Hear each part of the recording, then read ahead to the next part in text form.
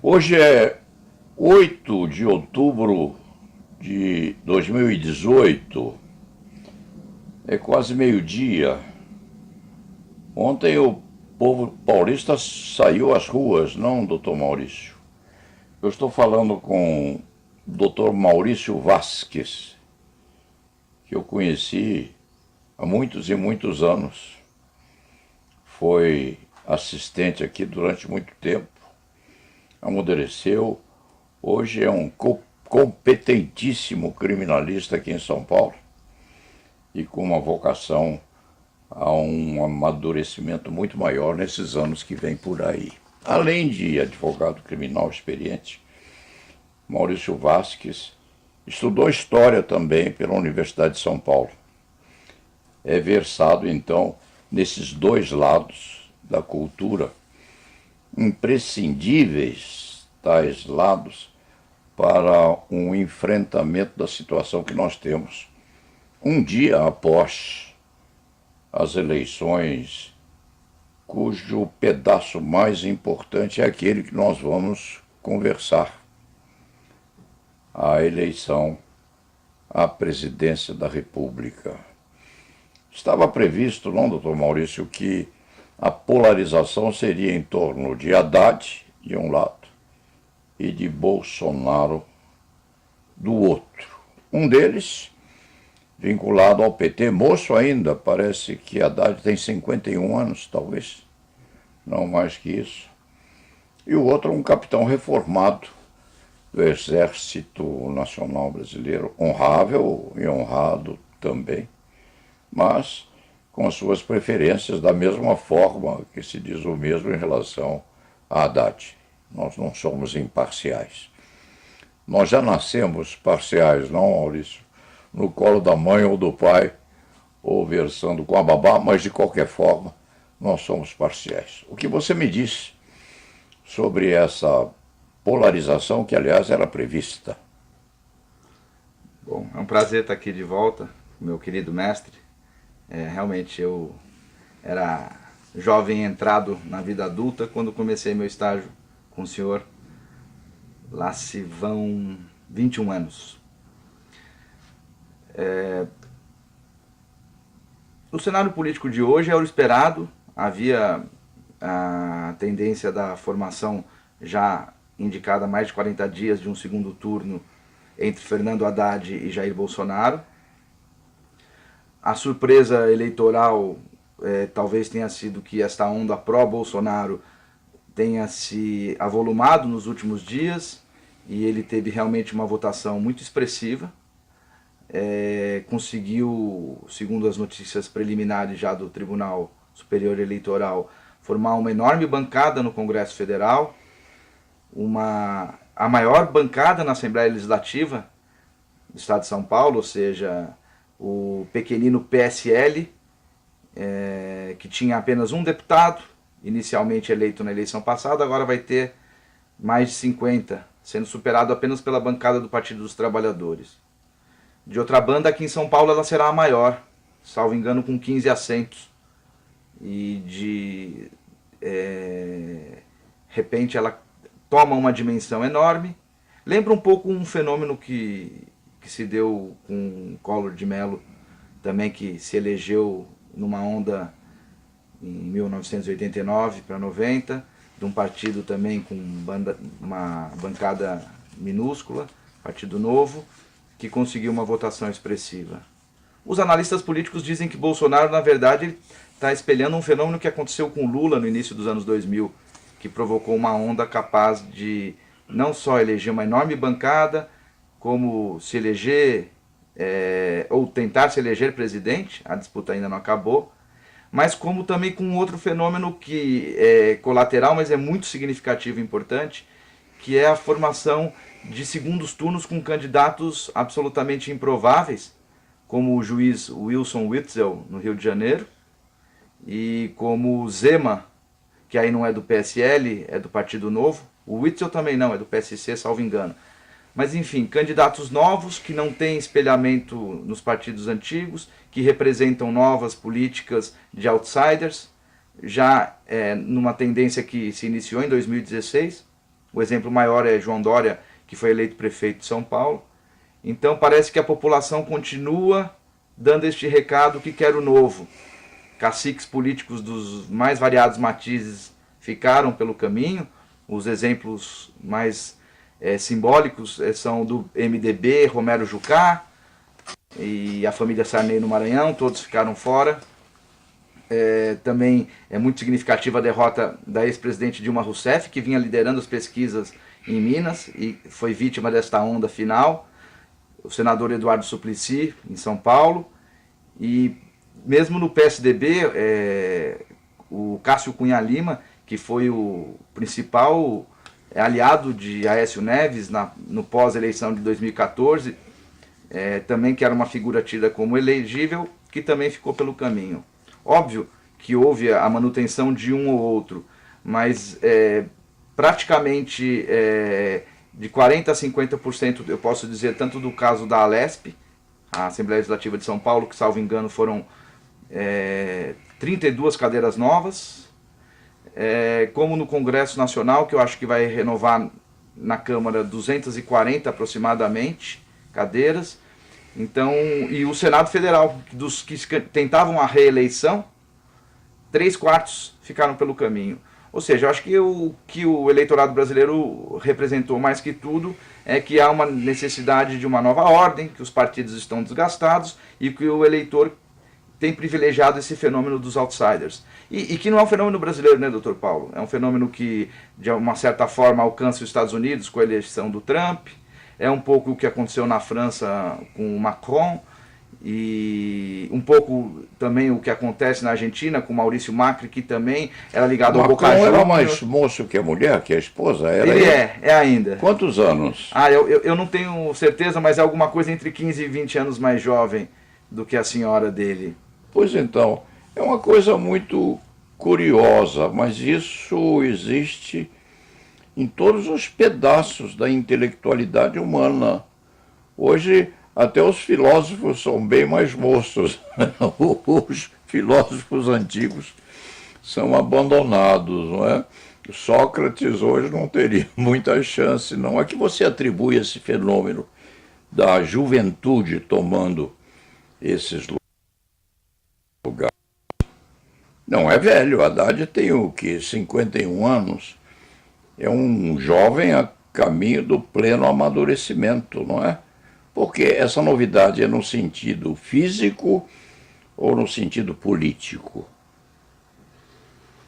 Olha, doutor Paulo, realmente é um fenômeno, eu acho que isso tem muito a ver com a questão das comunicações através de mídias sociais, que esse eu acho que é o principal fenômeno eleitoral, que começou a colocar os antigos meios de campanha, como comícios, tempo de televisão, como algo que se esperava ainda importante, mas que está mostrando menos importante. Então eu acho que essa questão de quem tem envolvimento com esse mundo da era digital, das mídias sociais, eu acho que isso força essa renovação, porque são aqueles que já são criados e foram crescendo nesse mundo digital, que aqueles que, ainda que o senhor diga que são jovens, e muito me agradece dizer que Fernando Haddad com mais de 50 é um jovem, aqueles que com um pouco mais de 40 como eu já não tão jovens, que foram conhecendo esse mundo digital com a vida, vem aqueles que têm 20, 30 anos, já criaturas que emergiram neste universo das mídias e das redes sociais. Eu acho que esse é o fenômeno principal. Além disso, essa coisa do desgaste da política antiga. Os rostos novos são uma resposta a um certo fastio com a velha política. E esse que é um fenômeno que é muito claro no Brasil, mas que também ocorreu em alguns outros lugares, em vários continentes, e parece que é um fenômeno da contemporaneidade, que ainda está sendo estudado, mas que eu acho que ele está afincado, sobretudo, num esgotamento do velho modelo, um fastio com a velha política, e com o domínio dessas redes de comunicação, que nessa eleição, sobretudo no Brasil, pode se distinguir pelas redes de WhatsApp, que é algo que está todo mundo correndo atrás, o TSE correndo atrás das fake news, que vão driblando o TSE lá, Mané Garrincha, corre para cá, cai sentado para lá. É um fenômeno que realmente é o principal. As outras mídias também, mas esse destaque do WhatsApp no Brasil é realmente incrível. Há os outros aplicativos, tipo Telegram, concorrentes, mas pode-se dizer hoje sem medo que as redes sociais, com destaque relevo para o WhatsApp, foram fundamentais nessa eleição. E com isso trouxeram essas caras novas, né? Pois é, eu estava lendo uma obra hoje de manhã. Todo livro competente, sincrético, às vezes fica difícil você falar em ciência sem se tornar exaustivo. Mas eu li um livro de madrugada do Steve Pinker sobre humanismo e modernismo, no fim das contas, um novo iluminismo. E ele não disse, mas nas entrelinhas eu cheguei à conclusão de que se nós não nos cuidarmos com essa modernização que vem a galope, logo, logo nós havemos de procriar à distância. Como você fez referência ao WhatsApp, não é?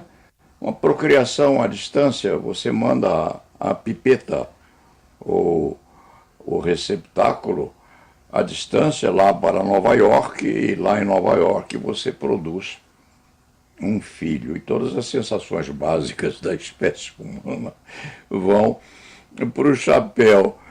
Se você transmigrar isso aí para a política, há de ser muito favorável a um ou outro e há de ser péssimo para alguns. Eu vi uns recortes de entrevistas feitas com o candidato Bolsonaro. A gente não sabe se dá risada ou se a gente fica com um sentimento explosivo de incapacitação psíquica do candidato a ocupar a presidência da República. De repente isso é uma ficção, é uma mentira, o que eu vi não é real. Você viu alguma coisa a respeito disso, Maurício? Olha, eu vi, é realmente, eu diria que mais trágico do que cômico, mas muita vez pode-se dizer tragicômico mesmo.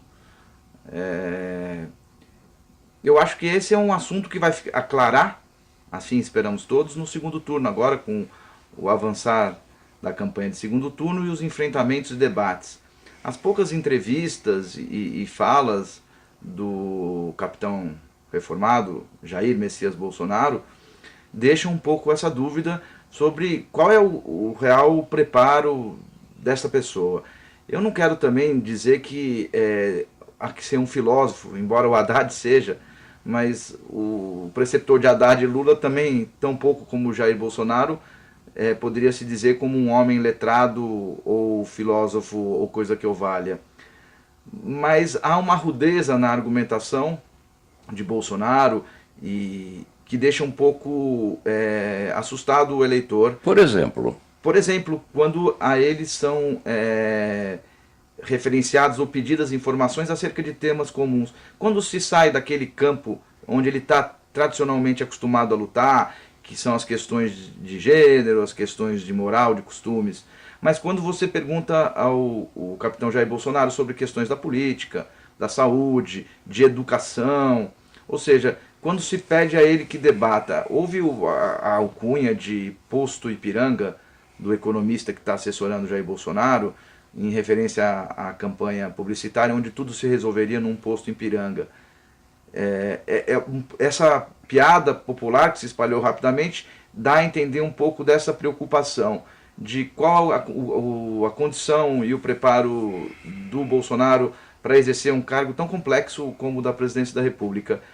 Mas é o que eu disse, também se colocar só na questão de uma educação formal, esse tipo de questão me parece bastante distanciado da realidade, porque Lula tampouco tinha uma educação formal, pelo contrário, menos ainda que Bolsonaro, e foi um presidente muito bem quisto, com bastante sucesso. Me parece que o que preocupa mesmo é o desinteresse dele por temas. O paralelo que se faz é com Donald Trump, que também é considerado uma figura mais controversa, como Bolsonaro, que dispara frases contra questões de costumes e que podem indicar questões de preconceito, intolerância, com a mesma desenvoltura que Bolsonaro. Trump fez isso, foi atacado por isso e acabou eleito nos Estados Unidos independente disso. mas Trump me parece um exímio conhecedor das minudências da economia. Trump sabe navegar no campo da economia.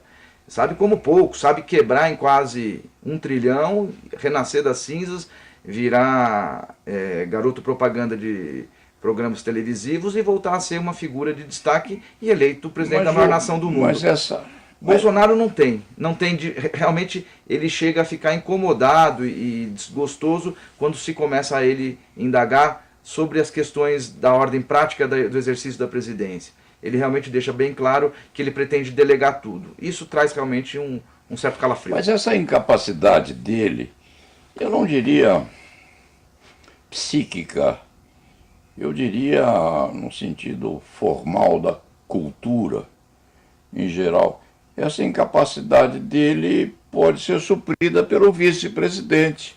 O vice-presidente pode servir de consultor a Bolsonaro quando ele tiver algum problema de natureza intelectual ou de natureza ética, moral, de condução do povo a um destino certo. Ele escolheu bem o vice-presidente dele, não o Maurício. Olha, diga alguma coisa a respeito o general disso. Mourão, como todos sabemos, é um general da reserva, mas é um general. Ninguém alça um posto de general do Exército Brasileiro sem ter uma formação muito sólida e o contato com diversos assuntos, dos mais sensíveis.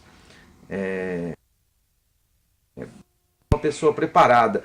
A forma como talvez ele externe suas opiniões e a que interesses ele dirija essa capacidade de preparo que ele tem, também tem trazido algum sobressalto e susto, questões muito polêmicas, como Jair Bolsonaro também. Talvez até mais, falando sobre, questionando alguns direitos trabalhistas, o 13º foi o caso mais icônico, e outras falas também quanto a essas questões de intolerância, quando ele diz que os filhos de famílias que são criados por mães e avós nas periferias são verdadeiras fábricas de desajustados, ou quando diz que seu neto representa uma evolução na família a partir do momento em que ele branqueou-se, e pérolas do gênero. Mas com certeza me parece que há uma relação ali já um pouco tormentosa. Isso foi até objeto de ironia dos candidatos no debate da Rede Globo Televisão na semana passada, pelo fato de que os 3 principais articuladores, que seriam Bolsonaro, Mourão e Paulo Guedes, muitas vezes estariam se pegando e a harmonia não seria muito grande entre eles. Paulo Guedes falou da recriação da CPMF, o Bolsonaro desautorizou, Mourão falou do fim do 13º, desautorizou. Então, nesses momentos, a gente percebe que Bolsonaro tem uma sensibilidade política, não é à toa que ele é deputado há 4 mandatos, ele conhece das coisas da política, ele sabe como temperar o discurso dele para aproveitar essa onda que foi criada, mas ele já demonstra que essa questão de dificuldade de entrosamento com os seus mais próximos aliados. E na medida em que os temas não são tão de interesse pessoal dele, como ele próprio faz questão de dizer, de delegar a economia, ele disse isso claramente em inúmeras entrevistas, aí a gente fica um pouco mais preocupado. Isso foi até objeto de uma pergunta, salvo engano, da Rede Globo, numa entrevista ainda que ele fez com William Bonner e Renata Vasconcelos, que se perguntou a ele, e se esse casamento seu com o Paulo Guedes se desfizer, e aí? Quem vai dizer da economia? Então, assim, há esse temor. Mourão me parece uma figura que faz questão de trazer esse discurso nacionalista, anticorrupção, mas ainda mais radical quanto à questão da democracia e dos costumes. Enfim, tanto Bolsonaro como Mourão, ao longo dos últimos anos, por várias vezes manifestaram posições que podem ser consideradas antidemocráticas, que trazem preocupação, como se o Lula concorrer pode ter golpe. Mourão já falou de autogolpe. Bolsonaro, então, essa semana os grandes portais trouxeram uma entrevista dele ao New York Times, em 1993, ainda no governo de Itamar Franco, quando ele dizia, alçado ao poder, ele certamente gostaria de fechar o Congresso e governar com poderes autocráticos.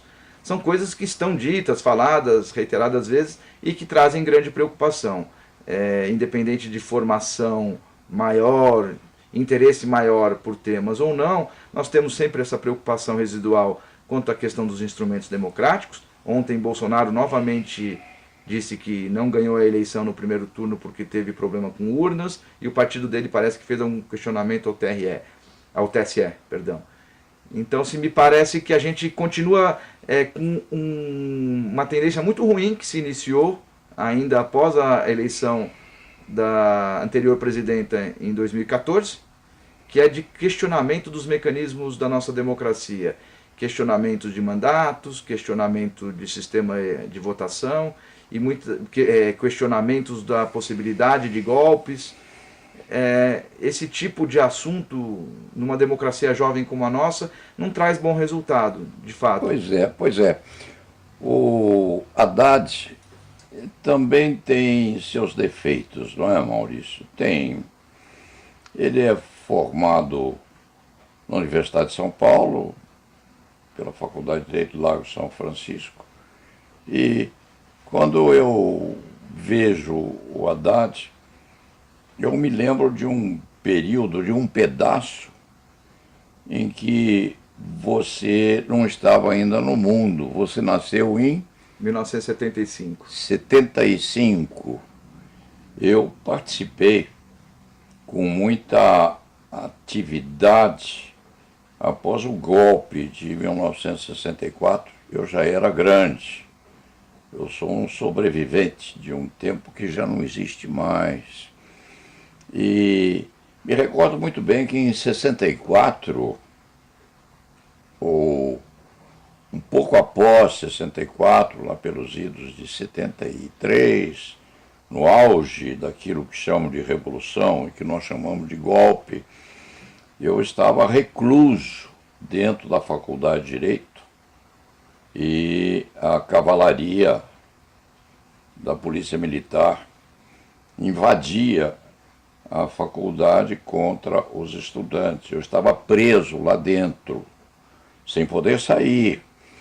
E, em última análise, com uma vontade muito grande de solucionar aquele aprisionamento, eu segurei Ana Maria, que era minha mulher, morreu jovem ainda, e que fazia lá o pós-graduação, e conseguimos agarrar-nos, não sei bem a época precisa, eu não quero que diga o que eu errei sobre esse pedaço de tempo, mas conseguimos agarrar-nos à guarda pessoal de Ivete Senise, que era mulher do vice-governador do estado, e que mandou buscar a esposa com a sua guarda, a fim de que ela não sofresse com a soldadesca que estava lá fora, tirando inclusive bombas de ar, de gás lacrimogênio. Quem comandava aquilo, eu creio que era o coronel Erasmo, qualquer coisa nesse gênero. Então, eu consegui sair da Faculdade de Direito com Ivete Senise, que era a vice-governadora. Ela estava protegida e nos protegeu também. Aquele tempo foi um tempo terrível, terrível. E o nosso candidato à presidência hoje, Haddad, surgiu da Faculdade de Direito do Lago São Francisco, tempo depois também, porque é um homem hoje em amadurecimento. A gente não sabe hoje em que altura da vida a criatura começa a envelhecer ou começa a amadurecer, porque a genética mudou tudo. O aperfeiçoamento da espécie humana é muito grande. Mas eu me recordo daquele tempo, me recordo também da cavalaria prosseguindo dentro daquela praça sagrada e com aqueles sabres gotejando e com os soldados porejando suor por baixo das máscaras.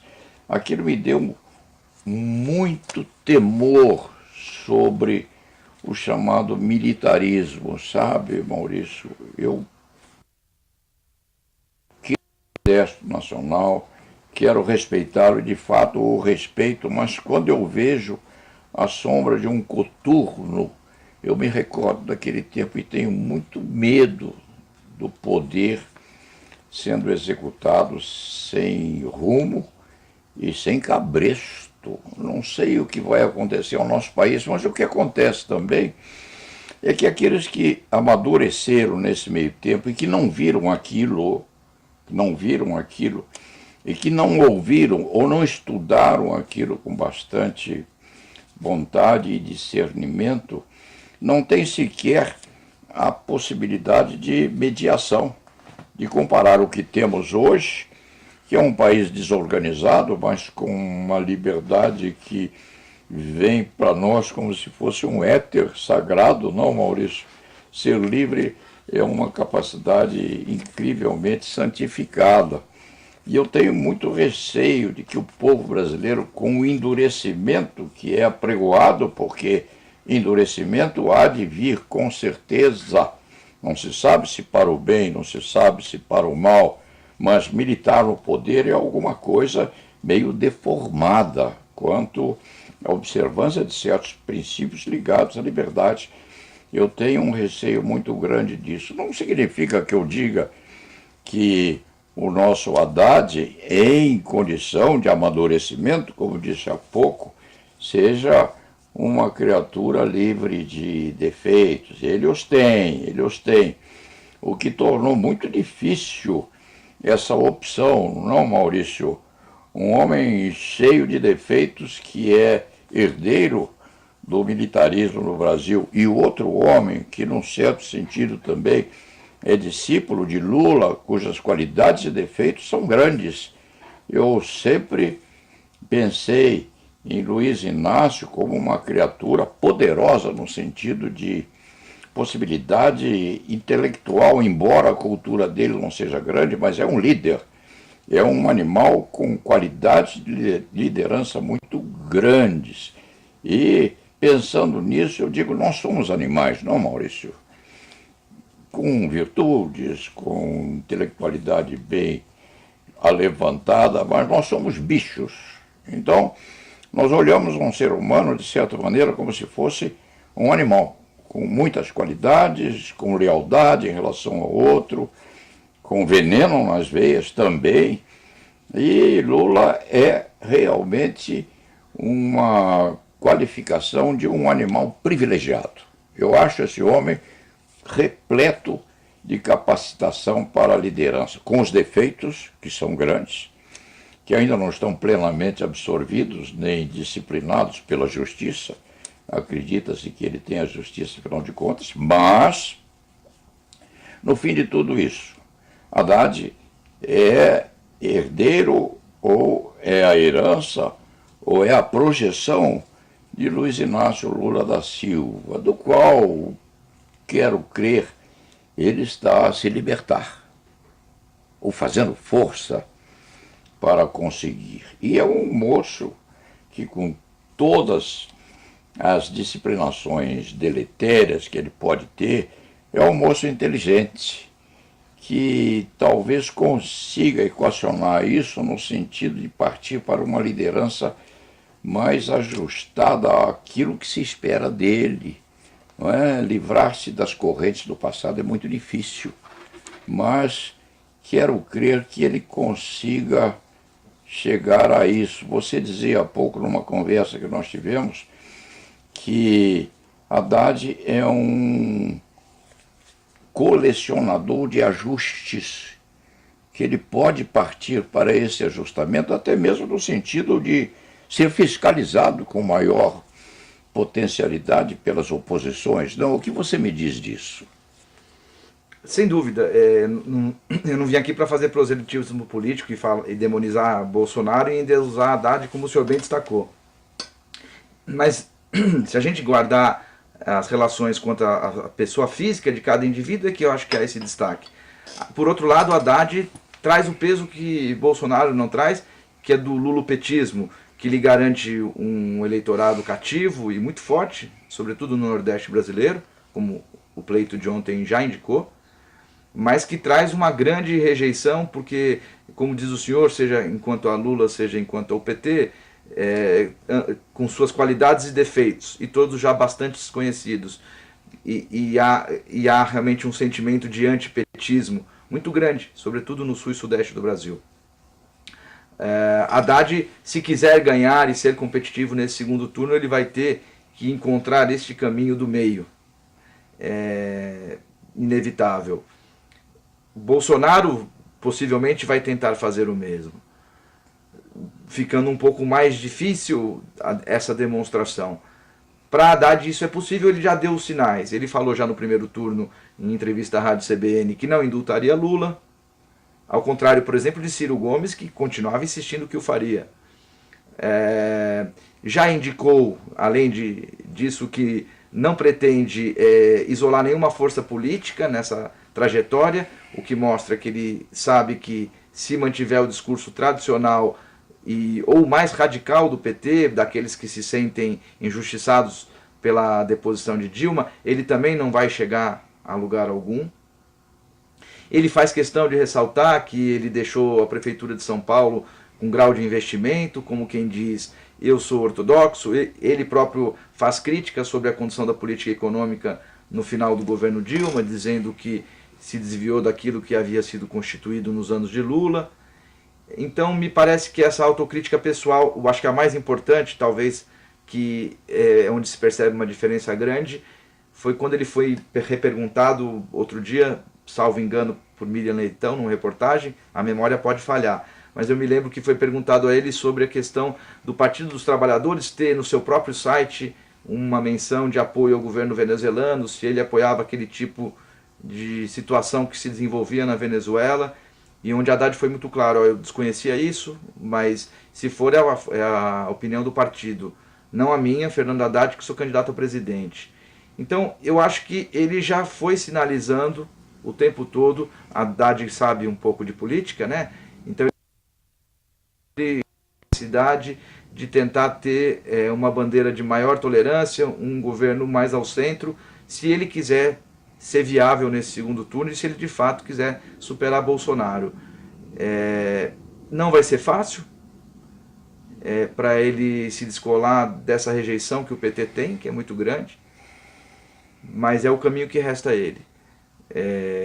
Tentar nesse tempo maior e nessa disputa mais polar do segundo turno se mostrar como uma alternativa com suas qualidades e defeitos, mas com maior capacidade individual para o exercício da responsabilidade de ser o mandatário número 1 e com um governo de maior espectro Você que não abra mão nem dos eleitores tradicionais do PSDB. Veja você que coisa curiosa, né, Dr. Paulo? Isso é uma coisa que não se imaginava, mas até isso agora está sobre a mesa. Você acha que as grandes indústrias nacionais e mesmo as indústrias internacionais que têm investimentos no Brasil, você crê que elas têm medo de Haddad e têm uma opção por Bolsonaro, apesar do Bolsonaro estar a exemplificar? Você acha que eles têm receio disso?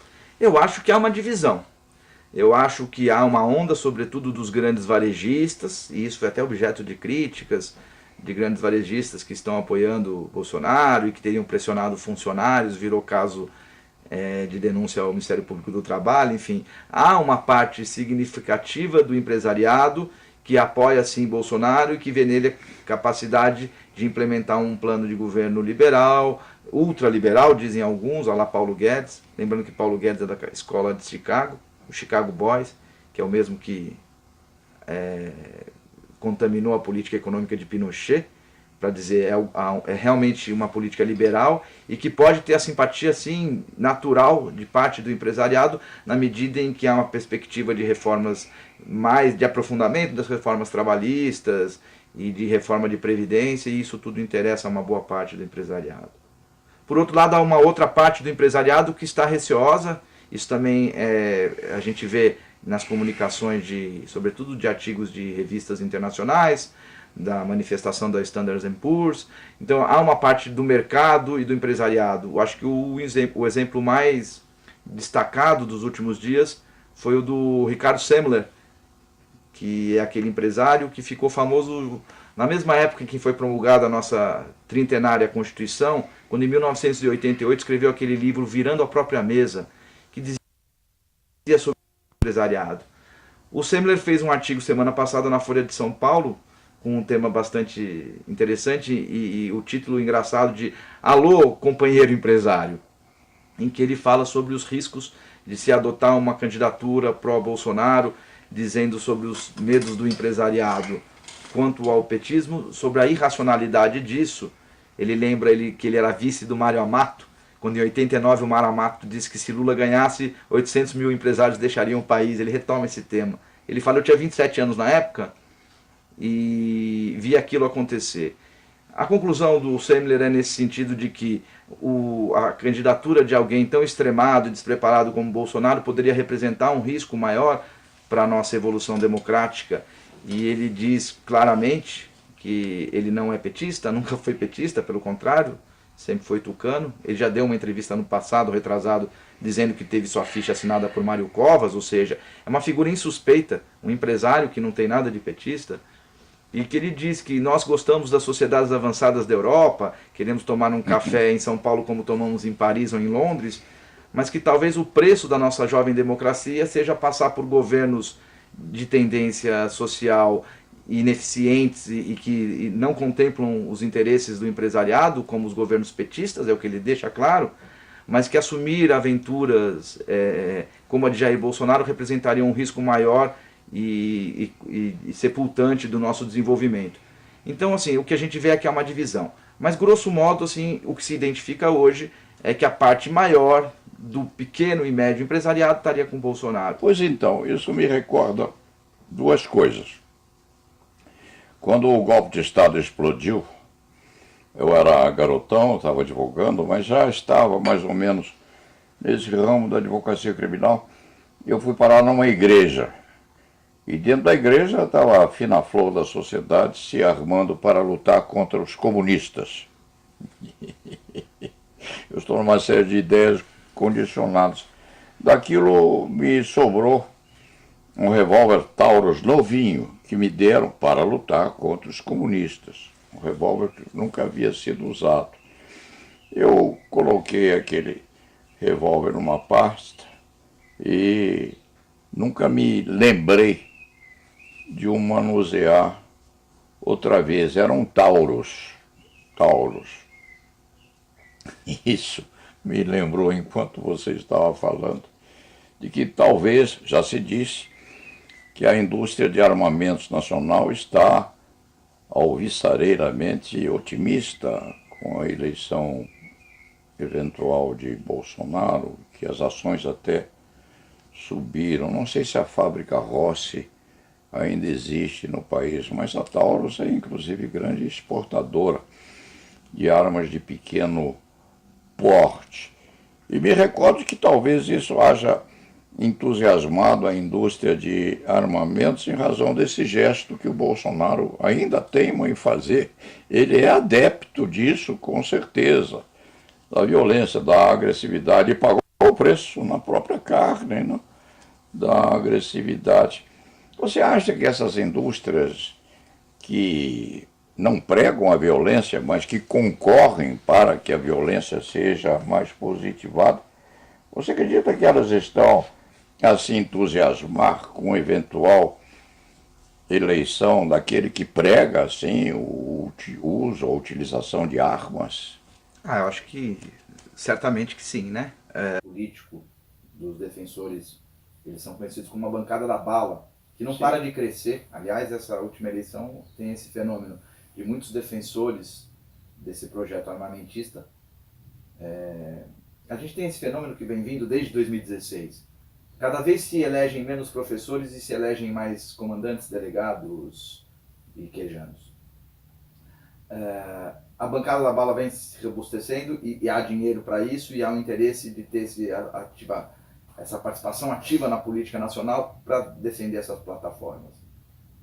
E não há candidato que possa animar mais os militaristas e defensores do uso de arma do que Jair Bolsonaro. Realmente, logo a primeira manifestação dele após ser esfaqueado, naquele atentado de 6 de setembro, foi aparecer nas mídias sociais com os dedos engatilhados. Obviamente que há um furor entre os defensores disso, e com certeza o empresariado da área deve estar muito otimista e feliz com os resultados obtidos na urna pelo Jair Bolsonaro.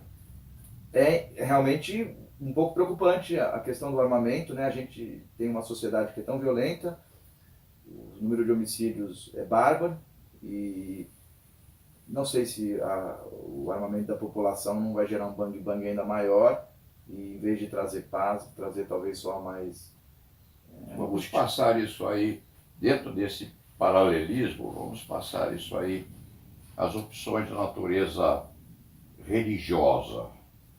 Quem está com Bolsonaro nessa medida ou nessa perspectiva de encontro com Deus, não é? Porque Deus estaria presidindo isso tudo e optando por uma ou outra facção com uma certa dose de dificuldade, mas o que se diz é que há bancadas firmadas no sentido de favorecimento, por exemplo, de Bolsonaro. O que você me diz disso? Eu já vi posicionamento da comunidade judaica pró-Bolsonaro e judeus antifascismo pró-Haddad.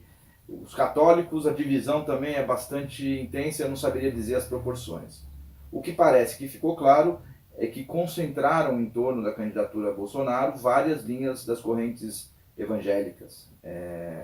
O apoio de Edir Macedo nessa reta final parece que foi importante, porque indica um crescimento simultâneo, mas não só, Silas Malafaia, outras figuras notórias. A plataforma do Bolsonaro de defesa de questões de costumes é uma agenda que realmente ela se conforma muito bem com essa agenda evangélica.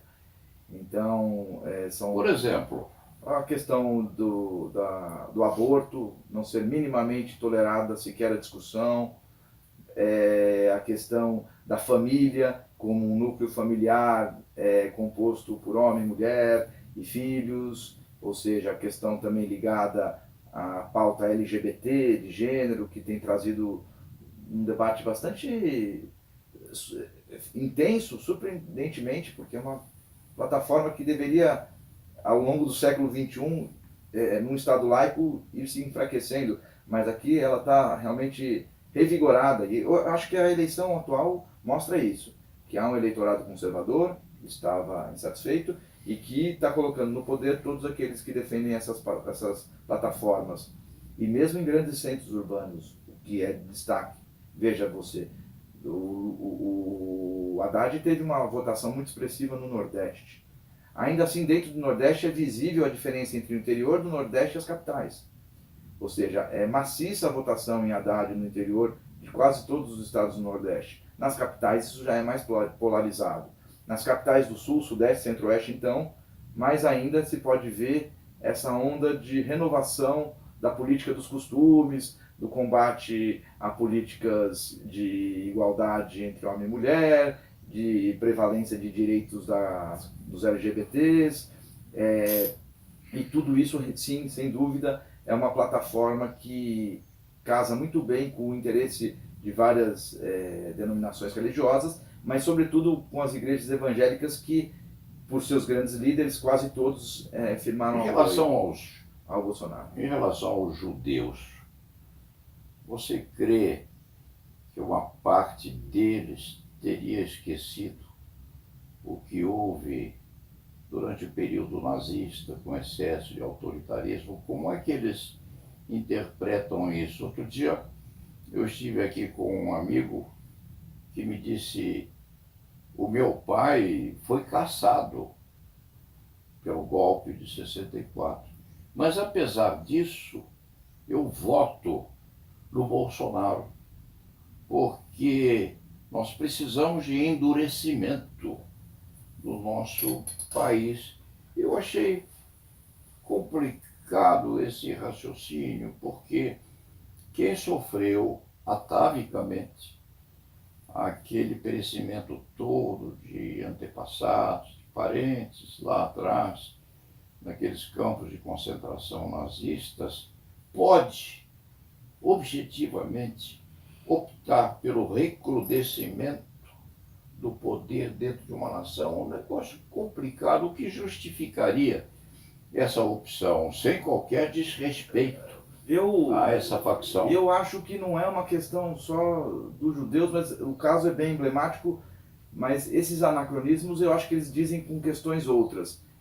Os pontos que a gente identifica que poderiam autorizar a gente a pensar que está havendo essa incongruência, eu acho que são duas questões principais. A questão econômica, Dinheiro? Eu acho É que... dinheiro? Você está sendo Não, suave. eu acho que a questão da plataforma, das políticas econômicas adotadas durante a segunda gestão de Dilma Rousseff levaram a um descontentamento muito grande sobre o que aconteceu.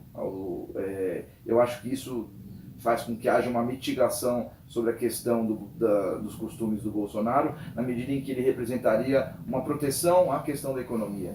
Eu não lembro quem que dizia, se era Lázaro Brandão, que perguntava sobre a eleição, dizia, a economia é estúpida, né? Então, assim, o eleitor realmente ele se preocupa com a questão econômica.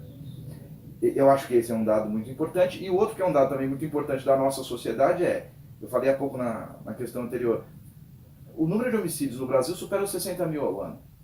A gente vive numa sociedade conflagrada. A violência é absurda. O Rio de Janeiro está sob intervenção militar. Aliás, quem matou Marielle? Até hoje a gente não sabe. Ou seja, e o coitado do Amarildo já se esqueceu então. Então a gente realmente vive numa sociedade violentíssima.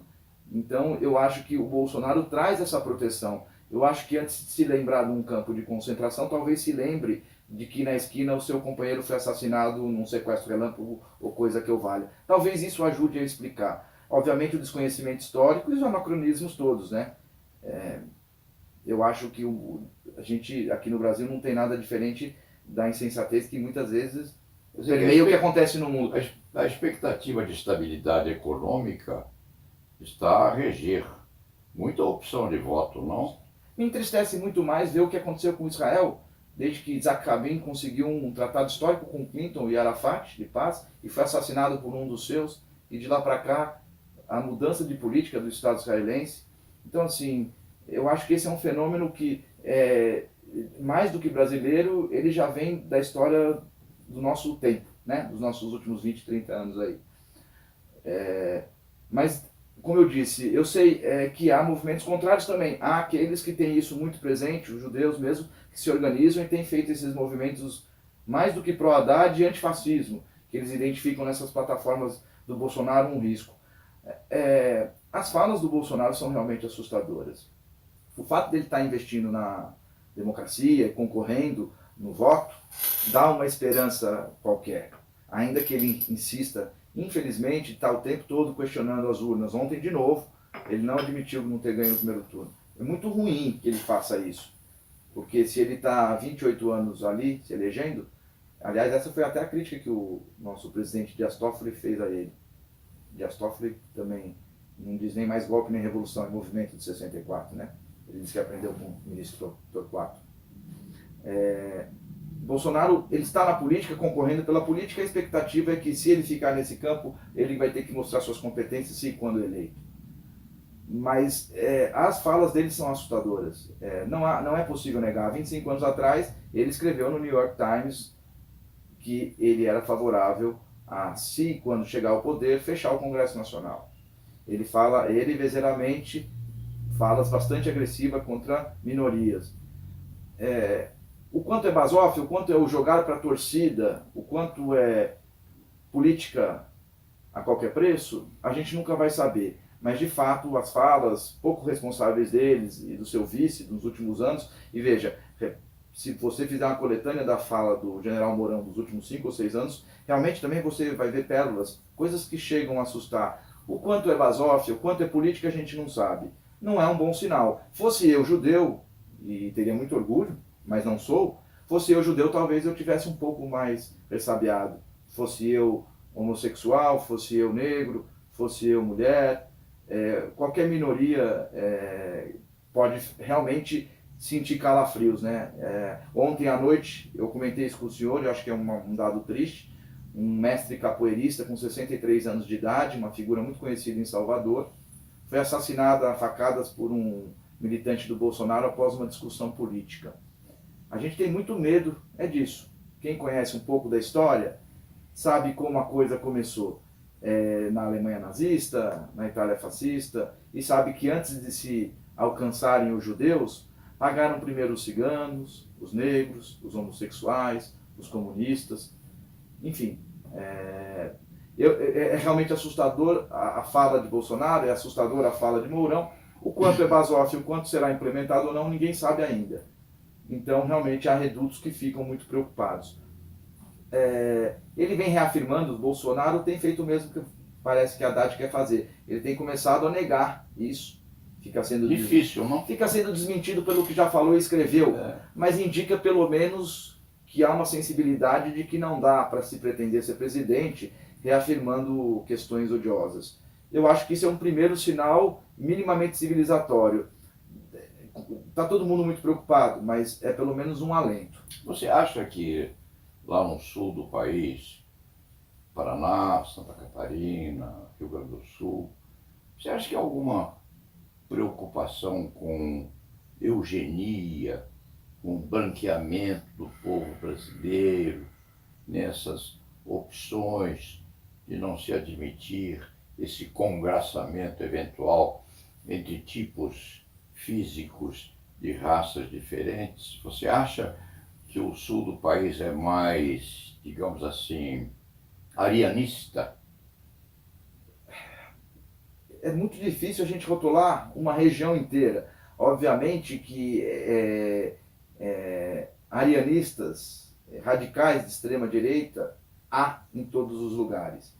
Mas, óbvio, há uma história da região sul de, vez por outra, pretender a independência, e há em muitos lugares fenômenos. Mas São Paulo também tem fenômenos de grupos neonazistas. Eu sempre dou risada e brinco porque eu diria que um grupo de neonazistas brasileiro deveria ser composto por indígenas, que são os originários da terra, né? Eu acho que quem descobriu o Brasil foram os indígenas. Nós, todos, como diria o nosso Fernando Henrique, todos mulatinhos, eu acho que a gente realmente defender isso, por isso que as falas do Mourão, no sentido de que índios são insolentes, negros mulambos e coisas do gênero, são assustadoras. Ele ainda pega o relho na mão para tirar foto, e a gente nota no fenótipo da criatura um típico mameluco brasileiro. Isso realmente parece uma coisa meio febril, um delírio, uma coisa um pouco fora de esquadro. Mas isso que se pode dizer que talvez haja em maior concentração no sul do país não é um fenômeno só. É um fenômeno que atinge o centro-oeste, faz um pouco parte desse movimento conservador de restauração após uma campanha atípica em que o novo na política tende a aparecer, sem mesmo ser novo, mas com invólucro de novo, e que representa também um fim de um ciclo, onde a política foi muito atacada no Brasil, pela imprensa, pelas pessoas, e o sistema velho ele vai meio que renascendo aos trancos e barrancos, né? Isso geralmente produz a chance de aventuras. Eu falei no começo da nossa conversa do Collor de Mello. Esses messianismos, com o perdão do senhor Jair Messias, esses messianismos são uma tradição brasileira que geralmente acaba mal. Aliás, Henrique Meirelles falou isso no último debate da Rede Globo. Esse messianismo não conduz a gente a lugar nenhum, mas é um fenômeno esperável nessas circunstâncias. Pois é, pois é. Com a minha idade, Maurício, eu sou um sobrevivente razoavelmente lúcido do tempo que passou. Nós somos poucos com tais características nesse período de vida. Eu tenho a sensação, se você me perguntar qual é a sua expectativa sobre quem vai vencer as eleições, eu diria que isso vai depender de vários fatores. Independentemente da minha propensão ou da minha dedicação a um ou ao outro, porque nós dois que nunca participamos ativamente de política, porque nós dois sabemos, embora não tenhamos experiência nesse assunto, que há muitos fatores levando um candidato ou outro à vitória final. Se alguém conseguir colocar no Bolsonaro um pouco de capacidade melhor do que aquela que ele tem, no sentido de ele evitar as bobagens que ele faz e tem feito há muito tempo, e que continuaria a fazer se persistisse nisso, ele tem uma boa possibilidade de vitória, porque o povo homem médio parece ter esquecido o passado e estar querendo favorecer. Por outro lado, se adapte, prosseguir num sentido de mediação, de tentar corrigir os erros daquilo que passou, e também tem chance de vitória. O nosso tempo está acabando. Eu agradeço muito a sua presença, tenho muita saudade do tempo que você passou aqui, e embora você esteja labutando na sua vida em plena independência, com seu escritório de advocacia, em companhia de outros que também estiveram aqui e valorizados, evidentemente, dentro daquela competência que eles têm e que vai ser aperfeiçoada também no futuro, à medida em que mais amadurecerem, eu peço a você que se despeça, porque o nosso tempo está no fim. Eu queria agradecer o convite, é sempre uma honra, estava com saudade do senhor. Realmente, os tempos de aprendizado que fui forjado na profissão aqui também me trazem muita saudade. E vamos aguardar, vamos ver o que as eleições agora no segundo turno vão trazer e o que será do nosso país no ano que vem, a depender do que vai acontecer.